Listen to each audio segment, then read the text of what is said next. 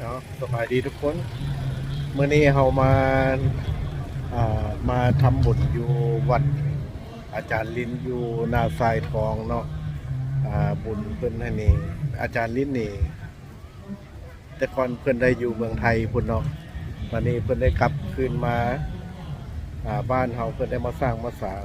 สร้างวัดหนึ่งอยู่บ้านนายางครบรอบปีหนึ่งเฮาสิพาทุกคนที่ว่าย่างเข้าไปเบิ่งวัดก็บุญกุศลตามประเพณีของเพิ่นเนาะ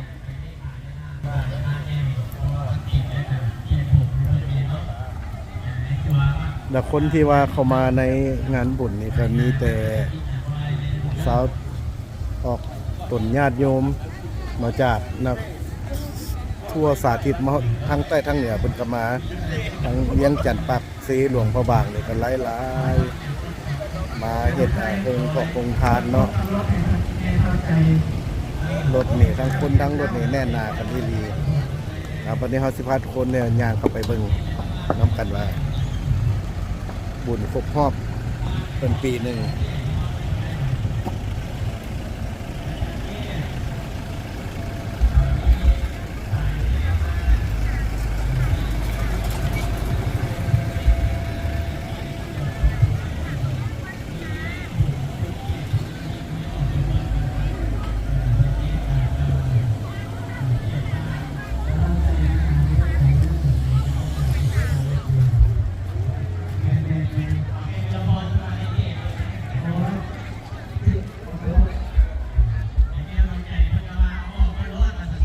คนนี่หลวงหลายอีหลีเลยพี่น้องเลย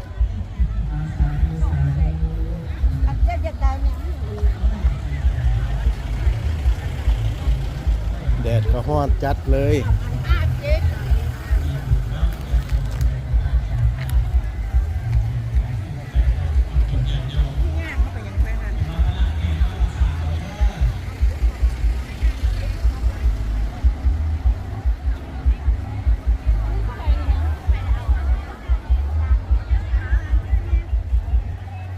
อันนี้จะเป็นโรงทานเพิ่นเนาะ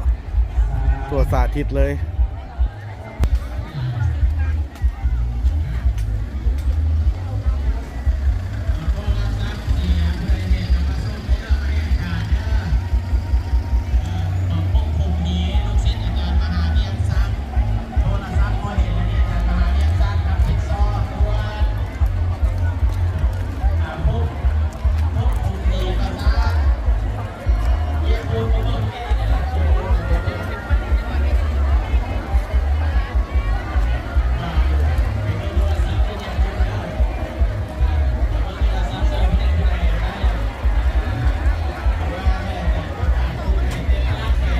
เขาก็จะได้วางกล้องก่อนเด้อผมบ่ได้ถ่ายให้เบิ่ง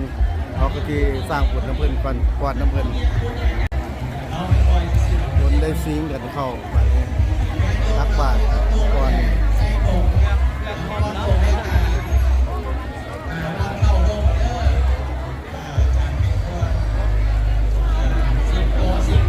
ผู้บาเขาจะแตกจะไหลเลยก็ม่อนทำบุญน้ำกันได้พี่น้องเด้อ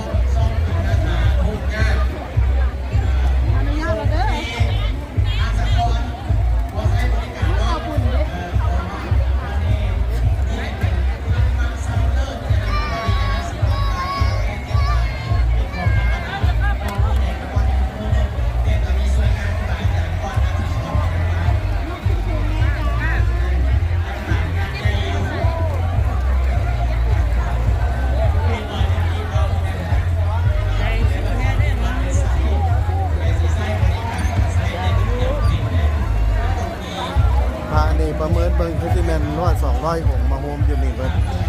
มาทำบุญวันนี้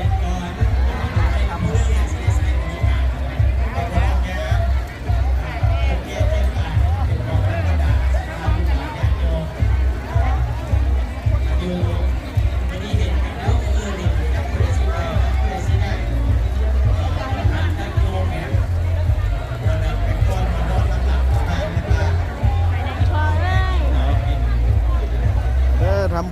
อพี่น้องเด้อเป็นตะมวนตะซื่นน้ำเพิ่น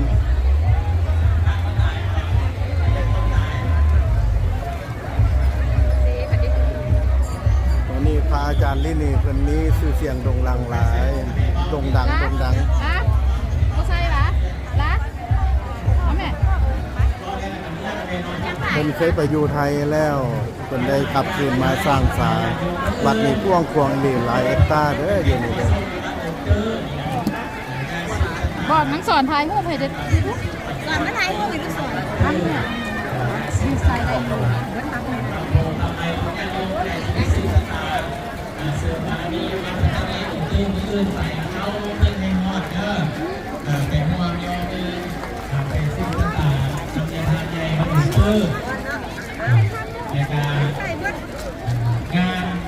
งานในอีกงานในวันที่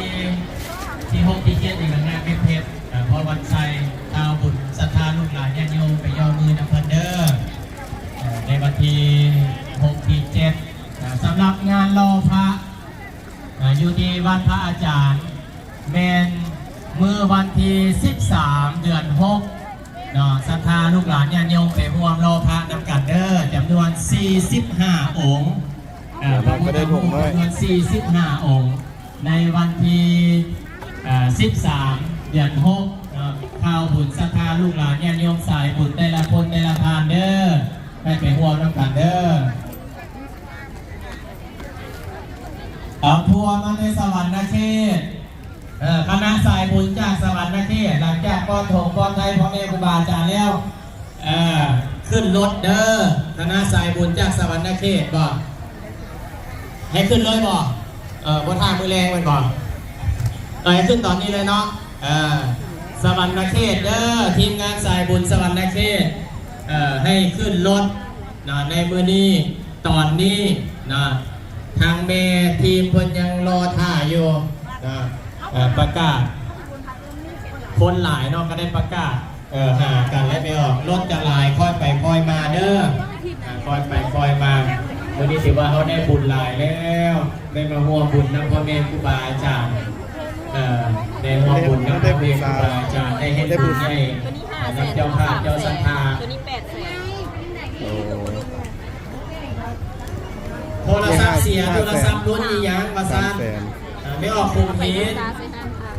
อยู่ใส่แล้วยกมือขึ้นไปไหนแล้วเอาอันหนึ่ง รุ่นนี้ยังเสียนะรุ่นนี้ยังโทรศัพท์ iPhone 17บอก Oppo บอกOppo คิดว่า iPhone 17เพราะว่าเขา iPhone 17มาส่งแม่บอก อุตส่าห์ไปห้านผักเนาะโอ้ยสาธุสุขปากเด้อสิได้มาวัดอีก เอามา ก่อนกลับไปถึงเล ทางยางตากแดด ถึงว่าบ่ถือกสิมาอยู่คือเก่า ให้ผู้มาซอยจับดอกไม้ เพิ่นตั้งอยู่นี่จะคืน เพิ่นก็ได้ไม่ออก เพิ่นตั้งบุญอยู่นี่จะคืน เพิ่นจับโอ้ปวด จากมือ ไม่ออกใส่แต่ปัจจัยนะไม่ออกเด้อเป็นดอกไม้บ่ใส่ก็ได้เด้อรถบิโก้7570เด้อ โอ้เพิ่นตั้งมาแล้ว ตั้งกล่องไว้ ทางสะออนนั่งไปหากัน โอ้แปลว่ามือสุดท้ายมือแรงก็บ่มีหยังมันบ่โอ้เฮ็ดแต่มือเว้นเนาะ ญาติโยมเอาดอกไม้บ่ใส่เด้อดอกไม้บ่ใส่ดอกเป็นทานเอาแต่ปัจจัยสัญญงจะเก้าเท่าเสียหัวแล้วก็แล้ว เห็นพระอาจารย์ลิน เจ้าขอบใจได้บุญน้ำกันได้บุญน้ำกัน เป็นซอยโอ้คักหลายเมื่อนี้เนาะซื่นใจบุญใหญ่คือว่าเป็นครั้งที่3แล้วได้ครั้งที่3ครั้งที่4นี่ได้คนหลายเนาะตั้งแต่มือเปิดวัดมือรอพระหลายก้อนโมที่สุดแต่เป็นมือเฮพระโอ้อันนั้นคนมืดฟ้ามัวดินตัวนครหลวงมากอกกันอยู่นี่เปิดเหมือนแม่แก้วกันจนโอ้ย น้อยบรรพุทานหลวงน้อยหนึ่งเด้อพี่น้องเด้อ ผู้ใดบ่ได้มาทำบุญวัดอาจารย์ลีเนี่ยถือว่ามาบ่ถึงเด้อคันบ่ได้มาสุดนี้ก็แม่นปีหน้าจะค่อยมาเด้ออยู่บ้านนายาง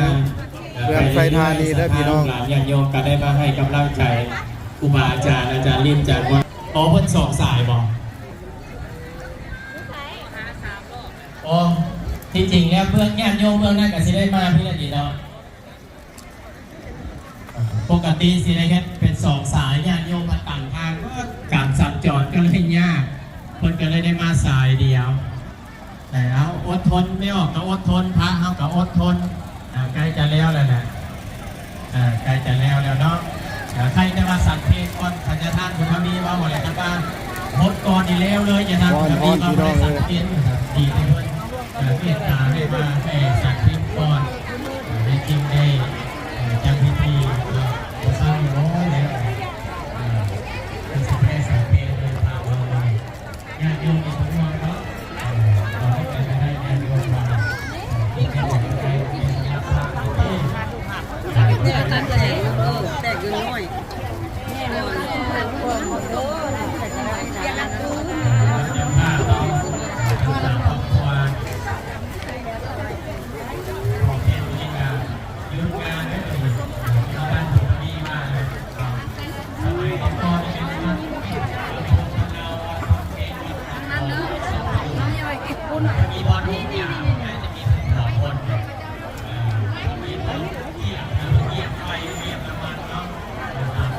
โซนนี้อาจจะเป็นโซนโรงทานของเพิ่นเนาะแล้วแต่ไผสิมาตั้งมาทาน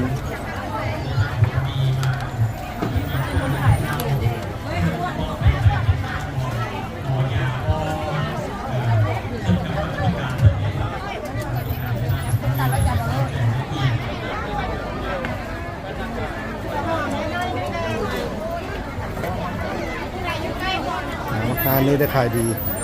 เปียก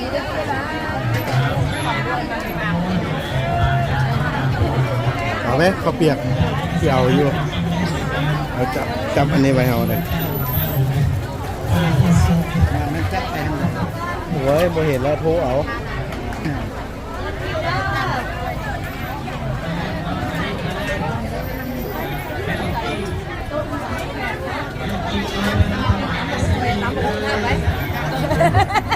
เขากองนี่เรียน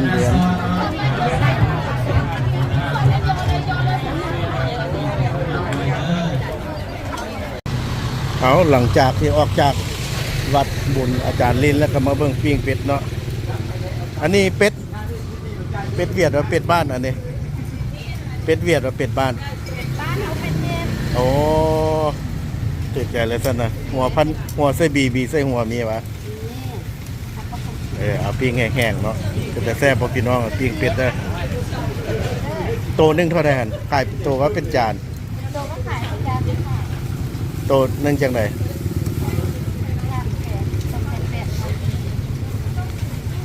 เอาเป็นโตแล้วครบเครื่องมันบ่กันเป็นโตมีหัวมีตีนมีข้างในเอาตัวนึงไปแล้วซื้อไป2ชุดแล้วเป็ดเวียดในโมแซบนี้อันนี้มันเป็ดบ้านเด้อนี่แหละเป็ดเทพ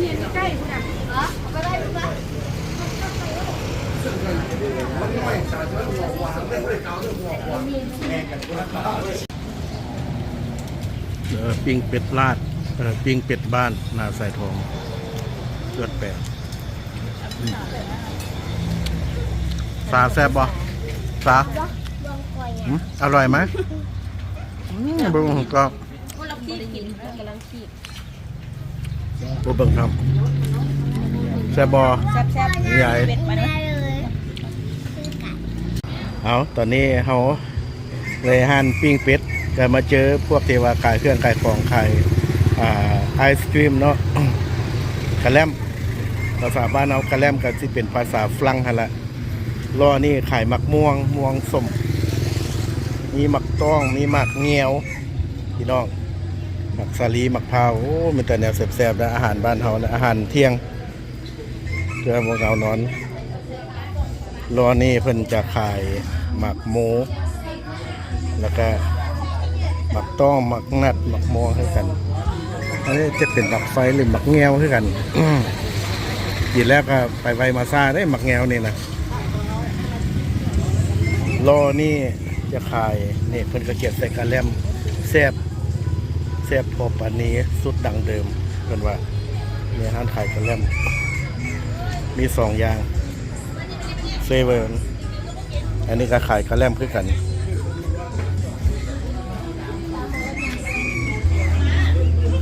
พิ่นจะตักใส่ถ้วย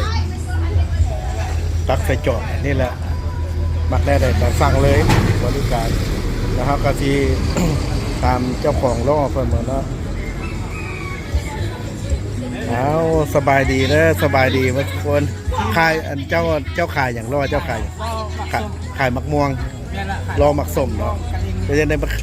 ขายบุญบ้านไหนมา ไปอยู่บักพาจานลินมา โอ้อาจารย์ลินคือกันทุกคนต้องไปพ่อกันนัดกันแล้วก็มาเจอกันที่นี่เนาะยินดีทุกคนจักทุกคนเลย เครื่องที่หลายมื้อนี้ เมื่อนี้วะโอ้ดีใจน้ำเด้อดีใจน้ำเด้อดีใจน้ำพวกเจ้าเดียวแบบที่ว่าขายคือกันแล้วก็นัดเจอกันเป็นหมู่เดียวกันเนาะผู้นี้เมื่อถามซื้อกันซื้ออย่างจะซื้ออย่าง ชื่อเที่ยงของ อยู่บ้านเฮาเนี่ยวะอยู่บ้านนี่วะ บ้านนาซัม ไกลบ่ ระบบได้ประมาณ3 กิโล 3 กิโลแต่ซ้ำๆมาแถวบ้านนี้เนาะบ่ไกลขอโทษอนุญาตถามซื้อ สมหมาย ซื้อสมหมายอยู่บ้านเดียวกันเดี๋ยววะ อยู่บ้านนี่แหละบ้านของขวา โอ้อยู่บ้านส้นขวาค่ายอย่างเนาะ ใช่คะแนน ขายกระแลมเป็นยังไงมื้อนี้ได้ขายดีบ่ มีก็พอได้ พอได้เนาะแล้วแสดงว่ามื้อนี้ได้ขายดี แล้วก็มานั่งซุ่มแซวกันเนาะก็มีอาหารเพิ่นกับปิ้งเป็ดปิ้งไก่คือกันได้เนี่ยนี่บ่มีเลือดแปลงนะเอาบ่เลือดแปลง มอง บ่กินว่าเจ้าได้อนุญาตถามซื้อหยังบ่ มาเซลัม ซื้อล้ำขายหยังมื้อนี้ ใช้รอบบุกศพนี่ รอมักส้มคือกันเนาะได้ขายดีบ่มื้อนี้ นี่ครับใช้ ทุกคนได้ขายดีเหมือนกันเนาะคือกันเนาะพูดต่อไปซื้อเขา ซื้อหน่อย ซื้อหน่อย ไข่กระแลม ขายกระแลมขายดีบ่มื้อนี้ นี่มันนี่นะ ทั้งมักส้มทั้งหวานทั้งข้าวเนี่ยได้ขายดีคือกันเนาะมื้อนี้โอ้เมิดบ่คิดว่าเมิดบ่มื้อนี้ เกือบมัด เกือบเมิดถามว่ามันยังเหลือได้เฮาเฮ็ดจังไดเอาส่งเขาเจ้าคืนหวะ ก็เขาซ่องถึงได้ โอ้บ่เปื่อยเนาะเจ้าดีใจน้ำมีรวมกันนี่มีจักล้อน้ำกัน มี4 ล้อ 4ล้อ มี5 ล้อแต่ล้อหนึ่งทีละเอาไป โอเค ของ โอ้ บ้านสมแปลง เขาหันซ่อมแปลงอยู่บ่ได้มาแล้วเนาะมื้อ ปริมาณนะครับ เดี๋ยวสิสั่งเบียร์ลงมาให้สั่งเบียร์ให้ขอบใจเจ้าซื้อตุ้ยเด้อซื้อบ่าวตุ้ยพาเดียว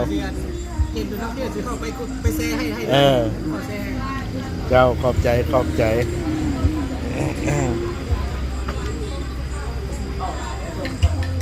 เอา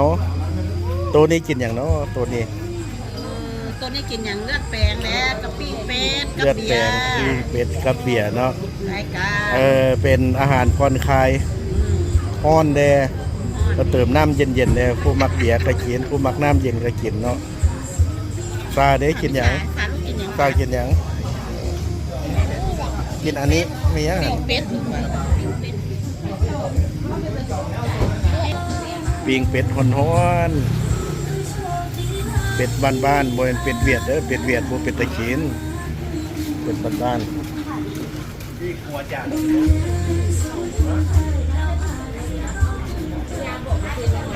บรรยากาศห้านปิ้งเป็ดเนาะมันเป็นอยู่บ้านนาไซทองเด้ออยู่บ้านนี้เด้อที่ว่าผู้ใดขายมากันได้แวะลงนี่เป็นห้านปิ้งเป็ดที่ว่ามีชื่อเสียงอยู่นี่แก้วข้าเจ้าก็แซ่บแก้วข้าเจ้าจะใส่มักแคนเนาะมักแคนคันว่าแก้วมักแคนนี่ชื่อเสียงนี่โด่งดังหลายคันแก้วมักแคนเนี่ยนะเป็นอ้อเป็นแกงบ่เป็นลาบเป็นก้อยข้าเจ้าก็ใส่มักแคนเป็นแก้วทุกอย่างลงให้ละใส่บินตัวนั้นเด้อใส่บินตัวนั้นขอบใจหมดทุกคนเด้อขอบใจหมดทุกคนขอร่ำรวยเฮงๆร่ำรวยซื้อได้ขายหมานหมดทุกคนเด้อเจ้าม่วนๆกันเด้อเจ้าเขาก็ได้สุกโยเบียร์น้องนุ่งกับเจ้าจะมาผ่อนคลายกันเนาะนัดเจอกันอยู่ห้านปิ้งเป็ดทางเข้าเอาเลยเด้มีอยู่มา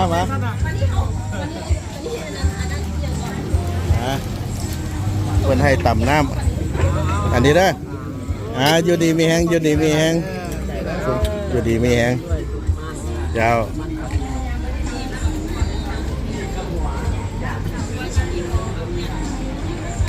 เลือดแปลงเป็ดบ้านนาไซทองเด้อมาแห้งหลายแซ่บหลายผู้ใดไกลไปไกลมาก็อย่าลืมมาแวะเด้อคักหลาย มานั่งกินอยู่นี่ก็เจอ FC ขายกระแลมขายมักล่อส้มเนาะสุกยู่เบียร์น้องนงไปเล็กๆน้อยๆนี่แม่นหัวท้าบีหีท้าบัวปิ้งเป็ดนะขายบัวได้มากินปิ้งเป็ดนาสายท้องนี่เสียใจนำเด้อแซ่บแซ่บไปเลย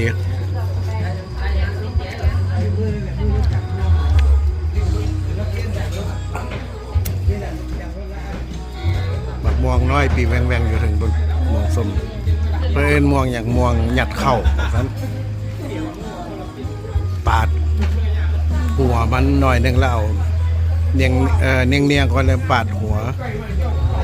แล้วเอาแกนออกแล้วเอาเข้าหยัดใส่โอ้ยบ่ว่าแต่ผู้เฒ่าแล้วผู้หนุ่มก็แซ่บด้วยกัน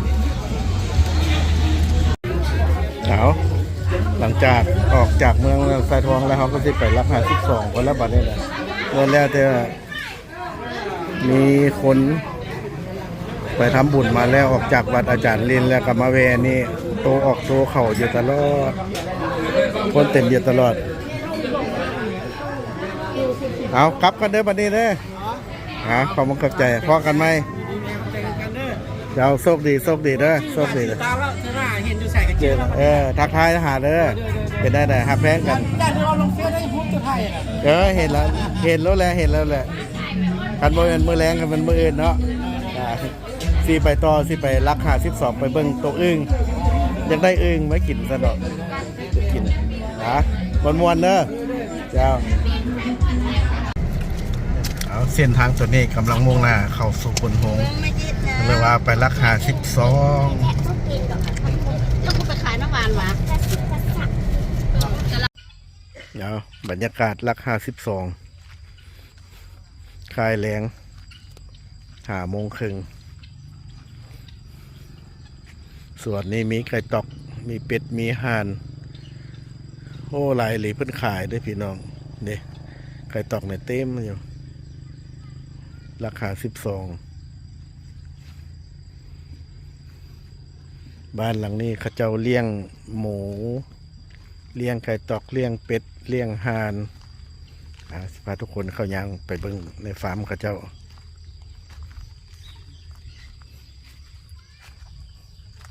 ไทยโอ้อันนี้ก็ที่เป็นอันฉีดยา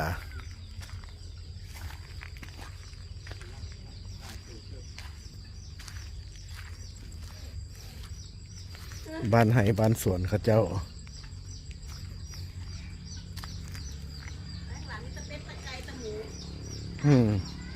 เบิ่งกันเอาไปจักโตติ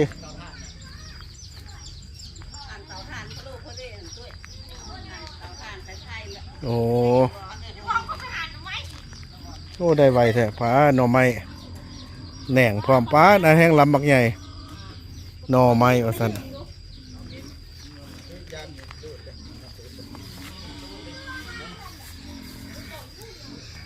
ก็อ่อนหมูเราหลาย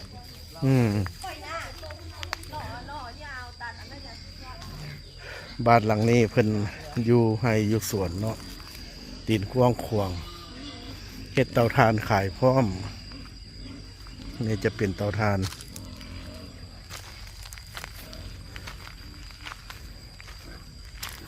นี่ไม่ทานเพิ่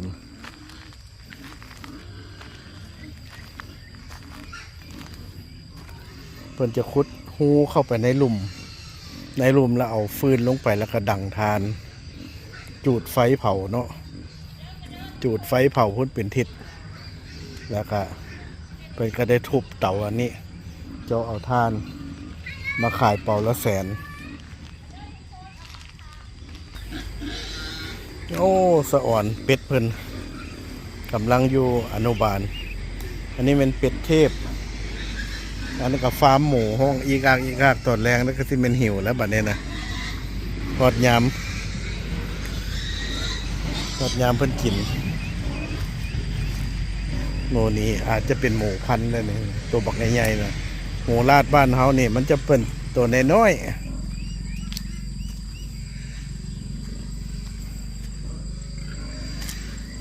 พิถีชีวิตของข้าเจ้าอยู่ในให้อยู่สวนเนาะตัวดำนี่อาจจะเป็นพ่อพันธุ์ เป็นพ่อพันธุ์แล้วนี่นะอยากเหงื่อแล้วบัดนี้อยากทำแล้วบัดนี้อันนี้กระนองปลา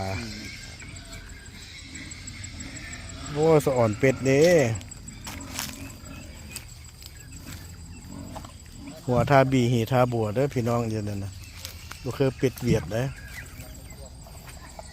เป็ดเพิ่นเลี้ยงห้ำนี่แซ่บ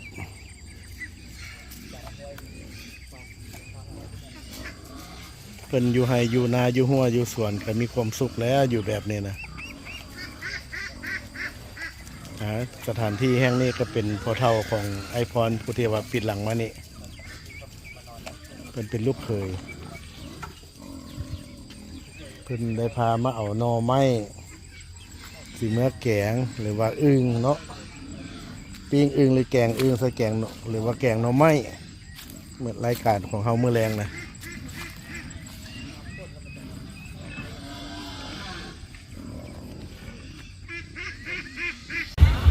เอาอีกจุดหนึ่งก็แม่นตลาดแคมทางตลาดสดแคมทางเนาะมีปูมีปลาโอ้ปลาอะไรโอ้มีแตะปลา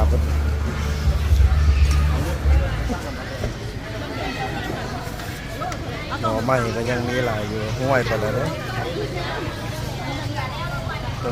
ดุกนาเด้ออันนี้มันเป็นลายอย่างที่ปลาดุกนาปลาย้อนปลาคอเอียนตัวบักใหญ่เลยเอียนนาว่ะสวรรค์มันตัวใหญ่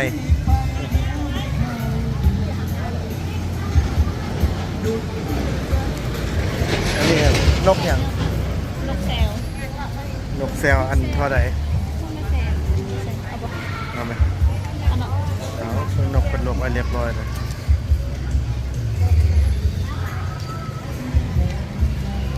เอาจังไหนเอาตัวเหลืองๆนี่นะ แมงดาเอาต้นเหลืองๆนั่นแหละนี่แหละ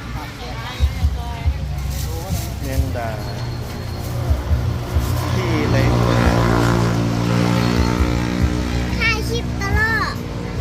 อืม ถ่ายคลิปตลอดอย่าหายอย่าหาย ต้นตัวอื่นยับไป มันยางออกหมดแล้ววะ ถ่าย อึ้งเด้อนี่เด้ออึ้งอย่างไหนอึ้งอย่างอึ้งเผา อึ่งเข้า เป็น เป็นอึ่งไข่รวมเลย ไข่ทุกตัว ไข่แดงดุ โลเท่าไหร่ มัน4,500ตัวนั้นจะเป็นอึ่งรวม3,500 อึ้งรวมอึ้งเผานี่มีไข่มันกลมกันใหญ่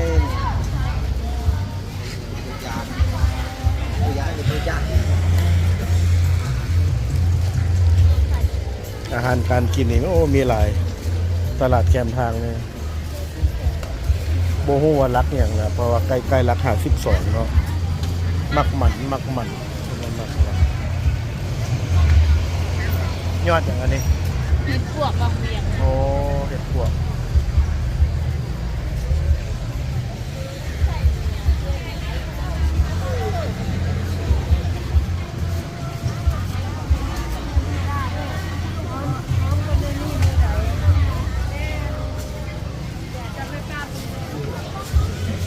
เบิดบ่อยากอาหารการกินอาหารธรรมชาติพี่น้องเลยมีครบเลยเอาลงมือ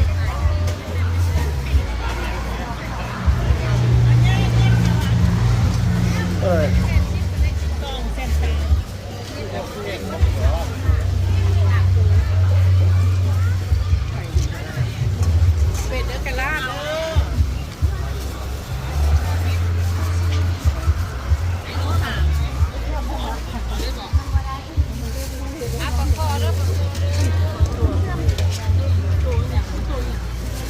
โ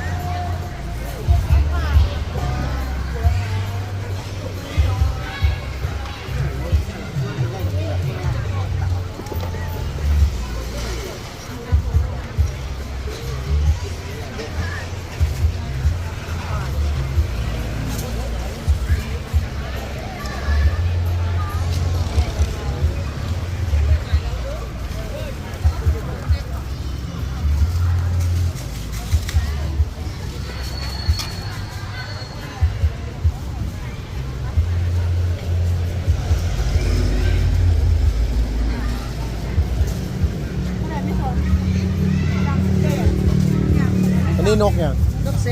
วบินน้ำจิ้มทงขนาดตัวหางงามๆมาแล้วมันบินน้ำจิ้มทง ตัวเท่าไหร่มัดเท่าไหร่ ตัวละแสน มีจักโตหัน 5 ตัว เอาหนึง เนาะ คือนกเป็นปิ้ง อึ้งไข่โล4,500อึ้งรวมโล